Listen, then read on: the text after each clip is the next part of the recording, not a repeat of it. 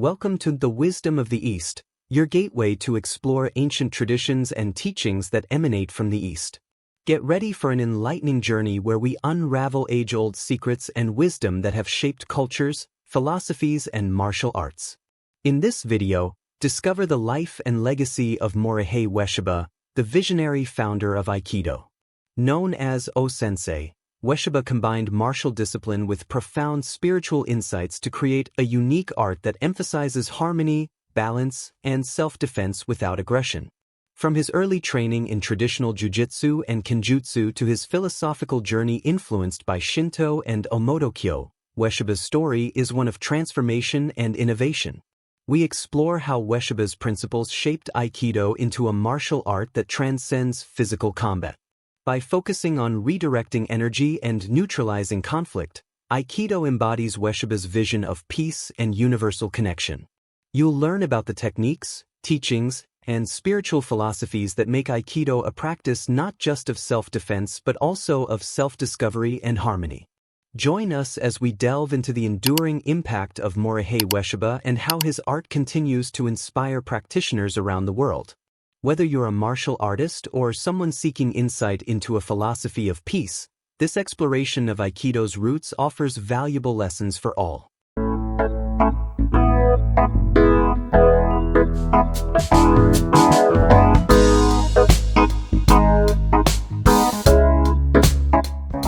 Morihei Ueshiba, often referred to as O-Sensei or Great Teacher, was born in 1883 in Tanabe, Japan, to a privileged family.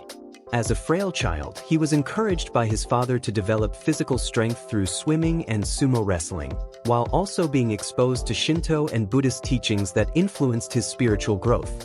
After leaving formal education in his teens, Ueshiba briefly worked in Tokyo and later served in the Japanese military during the Russo-Japanese War. His determination and ingenuity were evident early on, as he found innovative ways to pass the military physical exam. Following his discharge, he returned to Tanabe, where his martial arts training deepened, laying the foundation for his future endeavors. Ueshiba's martial arts journey involved studying several styles, including Kito-ryu, Shinkage-ryu, Goto-ha Yagyu-ryu, and Judo, earning him a reputation for strength and skill. His move to Hokkaido in 1912 marked a turning point as he trained under Takeda Sakaku, the headmaster of Daido-ryu Aikijujutsu. This period was instrumental in shaping his understanding of martial arts. After relocating to Ayabe in 1919, he joined the Omoto Shinto sect and began integrating spiritual philosophies into his teachings. A profound spiritual experience in 1925 further transformed his approach, leading to the development of techniques emphasizing harmony and ki control. Ueshiba's establishment of the Aikikai Hamba Dojo in Tokyo in 1926 brought his teachings to a broader audience, including military academies. Despite setbacks during World War II, he continued promoting Aikido from his Iwama dojo, blending martial prowess with spiritual principles. His efforts ensured Aikido's global spread, with his students further expanding the art after his death in 1969. Ueshiba's legacy remains a testament to his vision of Aikido as a harmonious practice, combining physical discipline, spiritual insight, and a philosophy of peace. Hokkaido, 1912 to 1920. In the early 20th century, Morihei Ueshiba led the Kishu settlement group to establish a new village in Hokkaido, Japan's northernmost island. The settlement, named Shirataki, faced numerous challenges, including poor soil conditions and severe weather. Despite these hardships, the settlers managed to cultivate crops and support themselves through livestock farming and the growing timber industry. Ueshiba played a key leadership role, guiding reconstruction efforts after a devastating fire in 1917. His responsibilities extended beyond the settlement as he served on the village council and contributed to community development. Ueshiba's martial arts journey took a significant turn in 1915 when he met Takeda Sakaku, the founder of Daido-ryu Aikijujutsu. Deeply impressed by Takeda's techniques, Ueshiba began studying under him and even constructed a dojo at his home to continue learning. Ueshiba's dedication to his teacher and the art was evident, although their relationship became complex due to differences in their paths. By 1922, Ueshiba received a teaching license from Takeda, signaling his mastery of the system. During this period, Ueshiba became a representative of Daito Ryu, further refining his martial arts skills and teaching others. Ayabe, 1920–1927.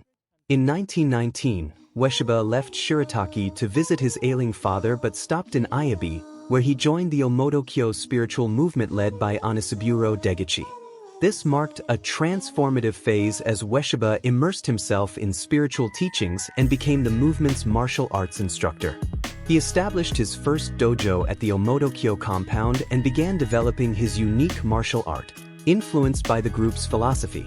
During this time, Ueshiba faced personal tragedies, including the loss of his sons, yet remained committed to his spiritual and martial pursuits. Ueshiba's involvement with Omoto led to connections with Japan's far-right nationalists and participation in a controversial expedition to Mongolia in 1924. The group, led by Degichi, sought to establish a religious kingdom but was arrested by Chinese authorities.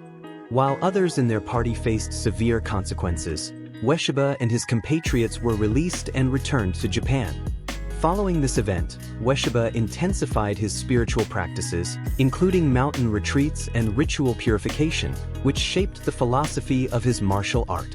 By the mid-1920s, Ueshiba's martial skills and spiritual philosophy gained recognition, attracting notable admirers, including government and military officials. However, his association with Omoto and its controversial leader led to tensions, prompting Ueshiba to retreat from public engagements temporarily. Despite these challenges, his reputation as a martial artist continued to grow, setting the stage for the eventual development and spread of Aikido, a martial art that harmonized physical mastery with spiritual insight. Tokyo, 1927–1942. In 1926, Morihei Ueshiba was invited by Takeshita to visit Tokyo. Although he initially faced a serious illness and returned to Ayabe, he permanently relocated to Tokyo in 1927 with Degichi's blessing. This move allowed Ueshiba to teach influential figures, including politicians, military officials, and members of the imperial household, establishing himself as a prominent martial artist. He and his family moved to various districts to accommodate his growing number of Aikido students, eventually founding the Kabukin Dojo in Shinjuku, which later became the Aikikai Hanbu Dojo. During this time, he even received a visit from Kano Jigoro, the founder of Judo. Ueshiba's close connections with military leaders led to invitations to teach at prestigious institutions, including the Imperial Japanese Naval Academy and the Nakano Spy School. He also served as a visiting instructor at the Imperial Japanese Army Academy. However, his relationship with his former master, Takeda Sakaka, soured in 1935 during a conflict in Osaka, prompting Ueshiba to sever ties with him. Between 1940 and 1942, Ueshiba traveled to Manchukuo, where he served as a martial arts instructor at Kenkaku University and gained further recognition through impressive demonstrations, such as defeating sumo wrestler Tenryu Saburo. The second Omoto incident of 1935 resulted in a crackdown on Degichi's Omoto sect, with many leaders imprisoned and the group's compound destroyed. Despite Ueshiba's connections to the sect, he avoided prosecution thanks to his relationships with police officials who were his former students. Around the same time, his daughter Matsuko married swordsman Kiyoshi Nakakura, who was briefly named Ueshiba's heir. The marriage ended in 1937, and Ueshiba later appointed his son, Kishimeru, as the successor to his martial art.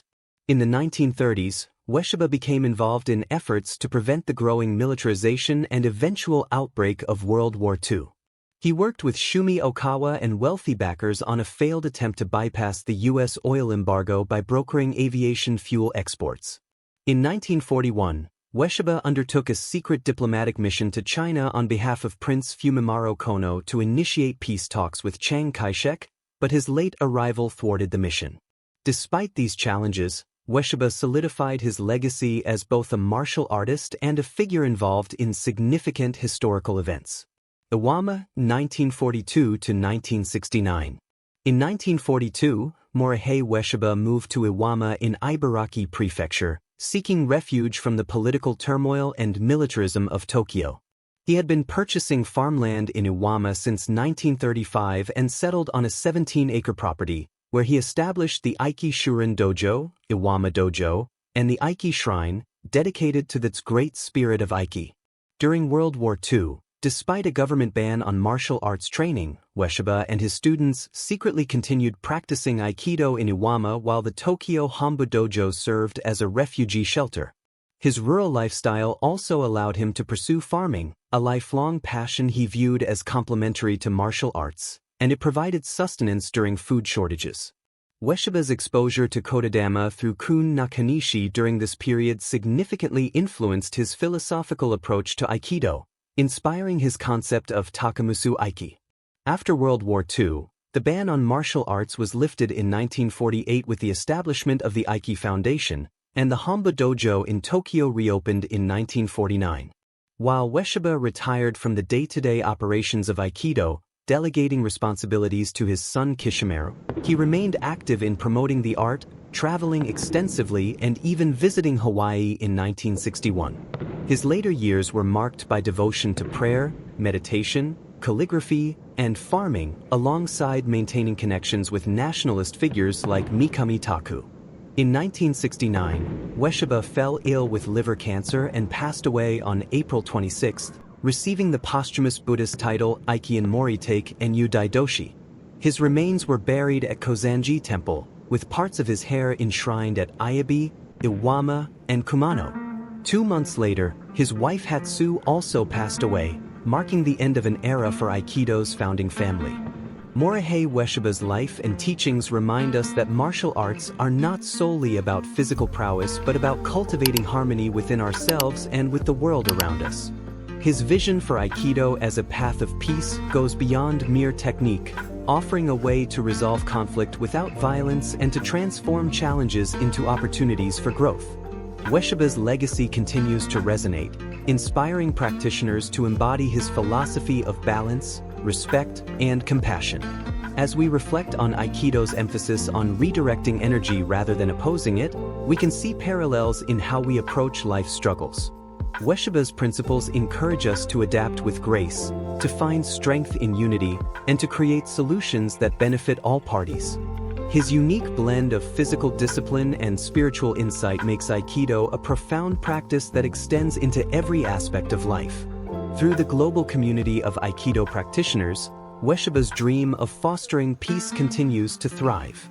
Whether you practice Aikido or simply draw inspiration from its principles, his teachings challenge us to strive for personal growth and a deeper understanding of ourselves and others.